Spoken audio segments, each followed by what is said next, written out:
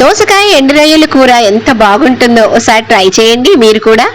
ఎండు రొయ్యలను తీసుకొని గోరువెచ్చని నీళ్ళలో వేసి బాగా క్లీన్ చేసి పక్కన పెట్టి ముందుగా స్టవ్ వెలిగించి కళాయి పెట్టి కొంచెం నూనె వేసి కాగాక అందులో ఆనియన్స్ పచ్చిమిర్చి ముక్కలు వేసి అవి వేగాక అందులో ఎండు రొయ్యలను వేసి బాగా వేగాక అందులో టమాటో పీసెస్ కూడా వేసి ఈ విధంగా కలిపి మూత పెట్టాలి.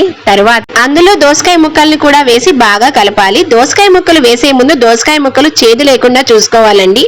తర్వాత అందులో కొంచెం పసుపు తగినంత కళ్ళు ఉప్పు వేసి బాగా కలిపి మూత పెట్టి 2 మినిట్స్ తర్వాత అందులో తగినంత కారం కూడా వేసి బాగా కలిపి మూత పెట్టాలి. 2 మినిట్స్ తర్వాత చూస్తే ముక్కలన్నీ బాగా మగ్గి వాటికి ఉప్పు కారము బాగా పడుతుంది. తర్వాత అందులో కొంచెం నీళ్లు వేసి బాగా కలిపి మూత పెట్టి 5 మినిట్స్ తర్వాత చూస్తే కర్రీ దగ్గరికి ఈ విధంగా అవుతుంది.